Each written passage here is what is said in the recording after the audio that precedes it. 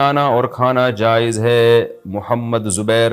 اور اسی سے ملتا جلتا ایک سوال ہے جی, حلیم کا تلفظ کیسے کریں؟ سبحان اللہ. محرم میں لوگ حلیم بنائیں گے تو کچھ حلیم کو دلیم کہہ رہے ہوں گے, کچھ سلیم کہہ رہے ہوں گے, کچھ وسیم کہہ رہے ہوں گے.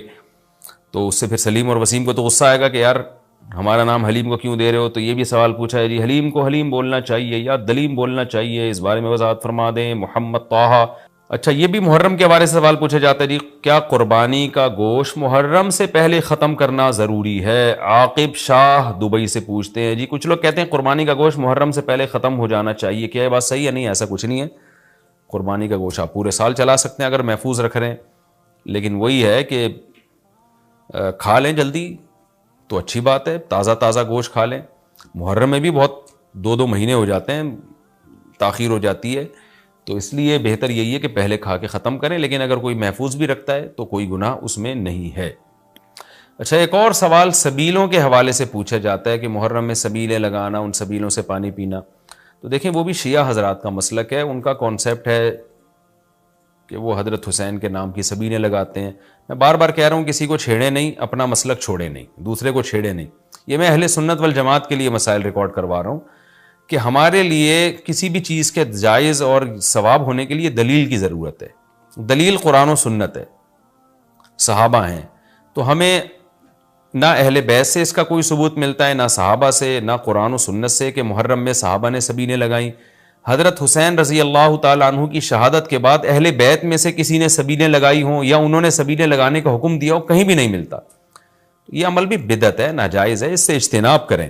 اور ایک عجیب بات ہے, کبھی آپ اس کو غم کا مہینہ کہتے ہیں اور کالے کپڑے پہنتے ہیں اور سبیلیں لگا کے لوگوں کو شربت پلا رہے ہیں. تو یہ تو خوشی کے موقع پہ ہوتا ہے نا, خوشی کے موقع پہ کھلایا پلایا جاتا ہے. تو یہ ایک کنفیوژن ہے کہ یہ خوشی منا رہے ہیں کہ غم منا رہے ہیں.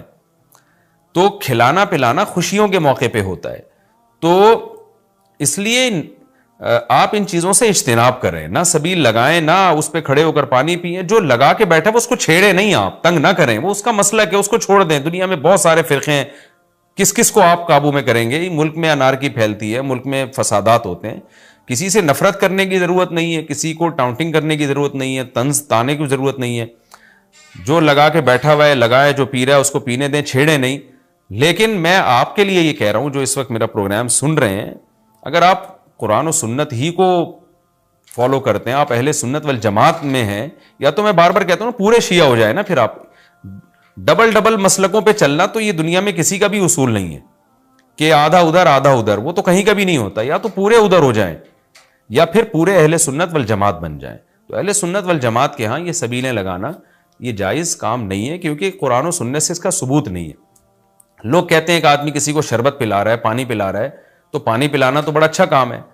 پانی پلانا اچھا کام ہے, پورے سال کسی دن کو خاص کر لینا یہ اچھا کام نہیں ہے. تو اس سے بدعت کی تائید ہوتی ہے. تو اگر کوئی پیاسا آپ کو نظر آتا ہے تو محرم میں ہو تو محرم میں بھی پلائیں, سفر میں ہو تو سفر میں بھی پلائیں. لیکن کوئی پیاسا نہیں ہے تو جیسے آپ پورے سال سبیلیں نہیں لگاتے تو محرم میں بھی نہ لگائیں آپ, کیونکہ اگر آپ پورے سال نہیں لگاتے محرم میں لگا رہے ہیں تو یہ اس کی علامت ہے آپ اس مہینے کو سبیل کے حوالے سے خاص ویلیو دے رہے ہیں. تو اس ویلیو کی آپ کے پاس قرآن و سنت سے دلیل ہونی چاہیے. دلیل نہیں ہے تو ہمارے پاس دلیل ہے. نبی صلی اللہ علیہ وسلم نے فرمایا من احدث فی امرنا ھذا ما لیس منہ فہو رد وفی روایت فہو مردود. جو ہمارے دین میں کوئی بھی نئی چیز لے کر آئے گا, نبی نے فرمایا وہ مردود ہے, ہم نہیں اس کو ایکسیپٹ کریں گے.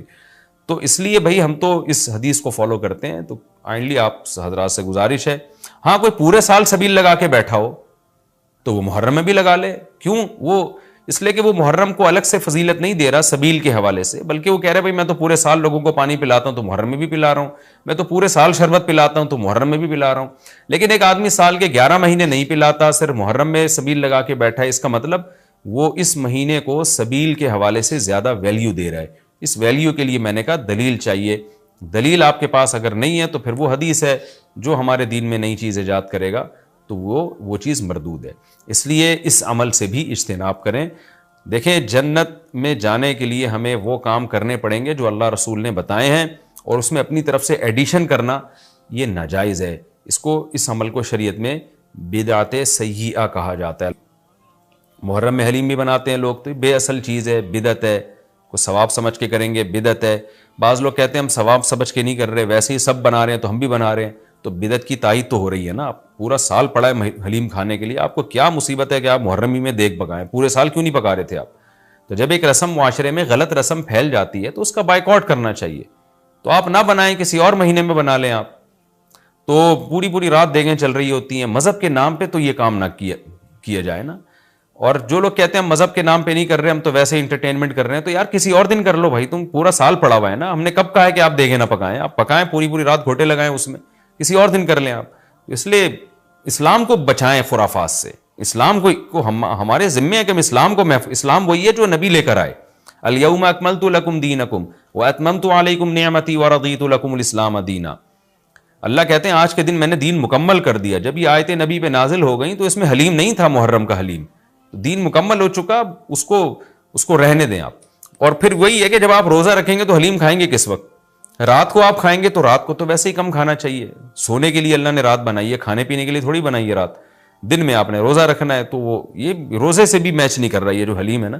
اس لیے اس سے اجتناب کریں, ایوائڈ کریں. جو گلی کے لوڑے لپاڑے بنا رہے ہوتے ہیں ان کو محبت سے سمجھا دیں, یار اگلے دن بنا لو, باز آ جائے ٹھیک ہے, نہیں تو پھر نکل لیں آپ پتلی گلی سے, الجھے نہیں لوگوں سے.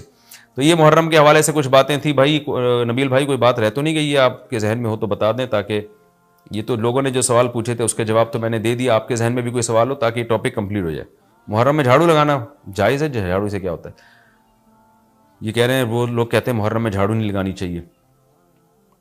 ہاں, حلیم کو حلیم کہنا یہ بھی ایک سوال تھا.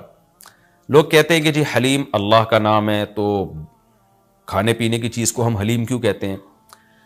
دیکھیں, جب اللہ کے لیے لفظ حلیم استعمال کیا جاتا ہے اس کا مفہوم کچھ اور ہوتا ہے. جب دیگ کے لیے استعمال کیا جاتا ہے اس کا مفہوم کچھ اور ہوتا ہے.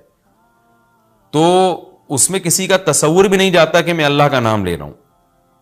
یہ بالکل ایسے ہی ہے جیسے اردو میں صلواتوں کا مفہوم کچھ اور ہے. ہم کہتے ہیں اتنی صلواتیں سنا کے چلا گیا, حالانکہ صلوات تو درود کو کہتے ہیں, اور نماز کو بھی کہتے ہیں صلات. تو اب کیا یہ لفظ استعمال جائز نہیں ہوگا؟ ظاہر ہے جائز ہے. اردو میں اس کا مفہوم کچھ اور ہے, عربی میں اس کا مفہوم کچھ اور ہے. بلکہ بعض دفعہ ایک ہی زبان میں ایک لفظ دو مختلف معنوں کے لیے استعمال ہو رہا ہوتا ہے, تو اس میں کوئی بھی پابندی نہیں لگاتا. جاریہ عربی میں باندی کو بھی کہتے ہیں, جاریہ عربی میں کشتی کو بھی کہتے ہیں. اور جو ہے اس طرح کی اور بہت ساری مثالیں ہمیں ملتی ہیں کہ ایک ہی لفظ مختلف معنوں کے لیے استعمال ہو رہا ہے. عین عربی میں آنکھ کو بھی کہتے ہیں, عین عربی میں گھٹنے کو بھی کہتے ہیں, عین عربی میں جاسوس کو بھی کہتے ہیں, عین عربی میں چشمے کو بھی کہتے ہیں, عین عربی میں سورج کی ٹکیا کو بھی کہتے ہیں, عین عربی میں سونے کو بھی کہتے ہیں. تو اس طرح بہت سارے نام مختلف معنوں میں استعمال ہوتے ہیں. موسیٰ کا جو لفظ ہے عربی میں اس طرح کو کہتے ہیں بلیڈ, جس سے حلق کیا جاتا ہے نا, حاجی لوگ جو سر منڈواتے ہیں اس کو موسیٰ کہتے ہیں. حالانکہ موسیٰ جو ہے حضرت موسیٰ علیہ السلام کا نام بھی ہے. لیکن جو عربی جو جانتا ہے, جب وہ بلیڈ کے لیے موسیٰ کا لفظ استعمال